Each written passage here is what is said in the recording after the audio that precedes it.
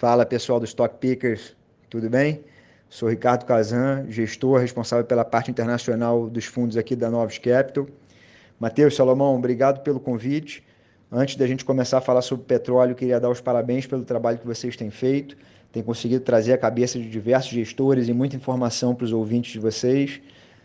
E queria deixar um convite para todo mundo ouvir o nosso podcast, é um podcast macro que a gente faz toda sexta-feira no final do dia. Então a gente fala de temas macro, temas geopolíticos e diversos assuntos que impactam e como esses assuntos impactaram os mercados. Eu acho que os dois podcasts são muito complementares e são tão complementares que acaba que sempre eu, Matheus, Salomão, a gente acaba sempre batendo um papo e um tentando ajudar o outro, eles em temas micro e a gente em temas mais macro. Então fica esse convite aí para todo mundo. Bom, então para a gente falar um pouco de petróleo, eu acho bacana a gente voltar lá para 2014. Em 2014, a Arábia Saudita, que era líder da OPEC, viu que a produção de petróleo dos Estados Unidos estava subindo muito. Então a estratégia deles, que foi uma estratégia diferente e agressiva, eles optaram por levar a produção da Arábia Saudita para o máximo, né, tentaram derrubar o produtor americano, derrubar o produtor de shale dos Estados Unidos, dado que os Estados Unidos tinham um custo maior de produção na época. Eles fizeram isso no final de 2014, 2015, só que a estratégia foi falha. Eles perceberam isso algum tempo depois, porque o produtor dos Estados Unidos conseguiu se reinventar, ele usou novas tecnologias, conseguiu reduzir o custo de produção, ganhou produtividade. Então foi um movimento impressionante. O tamanho da redução, né, do custo de produção do petróleo americano foi enorme e eles conseguiram sobreviver nesse meio do caminho. Fora que o mercado também deu o benefício da dúvida para os Estados Unidos e continuou comprando dívida, continuou financiando esse produtor americano nessa época aí próxima de 2016, 2017. Então, lá para 2016, você teve uma mudança no comando da Arábia Saudita, entrou o Mohammed bin Salman, eles mudaram a estratégia deles, viram que a estratégia anterior tinha sido falha, e resolveram mudar a estratégia. Só que para mudar a estratégia da Arábia Saudita, eles precisavam trazer membros mais fortes, né, produtores relevantes do mundo para dentro do grupo, dado que você tinha os Estados Unidos correndo por fora e aumentando a produção, e os Estados Unidos não faziam parte do cartel. Então, o cartel, com algum outro produtor de petróleo aumentando muito a produção dele, se tornando um player relevante no mercado global, acaba deixando de fazer sentido. Então eles precisam fortalecer o cartel. Para fortalecer o cartel, eles chamaram a Rússia e fizeram o grupo OPEC+, que nada mais é do que os membros anteriores da OPEC, somados à Rússia e somados a outros produtores menos relevantes do mundo. Bom, de lá para cá, do final de 2016 para cá, eles vieram implementando cortes de produção quando eram necessários. A Rússia nunca gostou de fazer esses cortes de produção, sempre reclamava, mas a Arábia Saudita, no final das contas, sempre conseguia convencer a Rússia e eles chegavam num consenso e, no final, acabavam sempre concordando em cortar a produção quando ela era necessária. O que aconteceu é que, nesse período, a gente não teve nenhuma recessão relevante, não teve nenhum ajuste tão grande no mercado de petróleo que precisasse ser feito em termos de produção. O que aconteceu foi que nesse ano, dado o choque de demanda negativo que a gente teve por conta do vírus, o tamanho do corte de produção precisava ser muito relevante. A OPEC, na última semana, fez uma sugestão de um corte de produção de 1,5 milhão de barris por dia, por exemplo, que é muita coisa para o mercado de petróleo. Então, dado o tamanho do corte que precisava ser feito, eu acho que os membros do cartel começaram a se questionar se realmente fazia sentido eles continuarem cortando a produção e deixarem o produtor americano seguir produzindo e vendendo num preço mais caro de petróleo.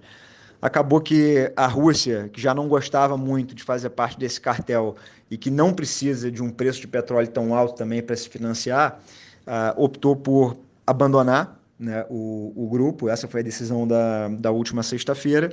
Então, eles abandonando o grupo, acabou que ficou na mão da Arábia Saudita para decidir se realmente eles iam bancar, iam matar no peito o corte de produção necessário, ou se não, eles iam abandonar também e iriam para a estratégia de guerra de preços, e quem ia pagar essa conta seria o produtor americano. Acabou que eles foram para essa segunda opção, eles foram para a estratégia de guerra de preços. Nesse último fim de semana, né, no sábado, a Arábia Saudita reduziu o preço de venda do petróleo dela, tanto para a Ásia, quanto para a Europa, quanto para os Estados Unidos. Então a redução foi uma redução muito forte. Quando a gente viu essa redução no preço, né, quem está acompanhando o mercado já viu e pensa, ó, eles vão para a produção máxima aqui, vão tentar derrubar o preço do petróleo, mas logo em seguida eles já anunciaram, dizendo, ó, eu estou saindo da minha produção aqui de 9 milhões e poucos mil barris por dia e estou indo para casa de 10, 12, né, o que é uma barbaridade, né, um aumento de produção muito relevante. Então, o cenário atual qual é? A gente está num mercado em que precisa de corte de produção, porque você tem um choque negativo de demanda, só que você vai ter um aumento de produção. Então, isso se resume a um excesso de oferta no mercado. Excesso de oferta, eu acho que em 2, 3 meses à frente a gente vai ver isso batendo em estoque. Os estoques vão provavelmente voltar para os highs lá de 2015, 2016. Acho que esse cenário é bem provável. E quando o estoque está muito alto, o preço da commodity acaba sofrendo muito. E é aqui eu acho que vale ressaltar que commodity não tem preço justo, né? É diferente de uma empresa que você fala, tenta pensar qual o preço justo da empresa, né? Baseado em fluxo de caixa, etc. A commodity não tem muito isso, né? A commodity, quando você tem um descasamento de oferta e demanda, a commodity vai até o preço que o produtor precisa vender. No momento que você tem um choque negativo de demanda, está faltando demanda no mercado e você tem excesso de produção, o preço vai até aonde o produtor precisar vender para fazer caixa, precisar vender para pagar as contas dele, para pagar as despesas dele. Enfim, fica difícil a gente conseguir achar um preço, um piso, né, para o preço do petróleo, principalmente falando a curto prazo. A longo prazo, dá para a gente dizer que o petróleo americano, né, o produtor de petróleo americano, vai ser ele que vai ter que cortar a produção. Então, provavelmente, a gente vai ver nos próximos meses os Estados Unidos sentindo bem. Eu acho que tanto o setor de energia nos Estados Unidos deve sofrer bastante. A gente deve ver à frente uma redução significativa de produção pelos americanos. E aí lá na frente o preço estabiliza. Só que enquanto os estoques estiverem subindo, é um cenário muito ruim para o preço da commodity. Então a gente aqui acaba acreditando que a gente pode ver possivelmente um estresse maior no mercado e a gente trabalhar com preços abaixo de $30, de repente na casa de 20 e poucos dólares. E sobre outros eventos similares a esse, eu acho que o mais parecido foi 2014, né, que a gente falou aqui mais cedo. O evento dessa semana foi bem parecido, né, o grupo, o cartel deixando de fazer sentido mais uma vez e os membros do cartel indo para a produção máxima.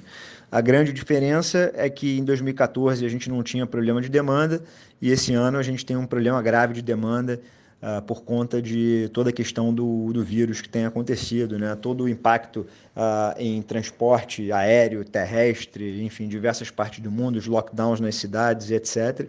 Então, essa questão da demanda é bem significativa. A gente tem 2 choques esse ano, né? A gente tem um choque de oferta positivo, todo mundo aumentando a produção para o máximo que puder, do grupo do cartel, e um choque de demanda negativo por conta do vírus. Então tem essa diferença aí, né? A outra pergunta dele foi: compra ou vende? Né? Pergunta difícil, o preço do petróleo já caiu de 60 e poucos dólares no WTI para hoje de madrugada foi a 28 dólares. Então a pergunta é bem difícil. Eu acho que no curto prazo o mercado vai sofrer mais. A gente vai ter mais aumento de estoque faz com que a curva fique em contango, né? Os preços dos primeiros meses, né? Os primeiros vencimentos, eles ficam descontados em relação ao preço de vencimentos mais longos. Então, eu acho que a curva vai empinar bem, a gente vai ter um contango bem relevante na curva por conta dos estoques. E a gente pode ir em algum momento para preços de estresse, possivelmente fazendo com que alguns produtores de custo mais alto tenham que sair do mercado.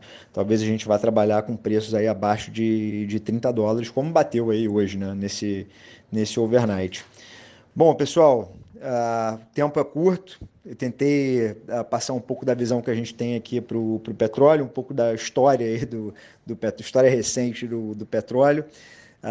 Alguém precisando de mais alguma coisa, a gente está à disposição.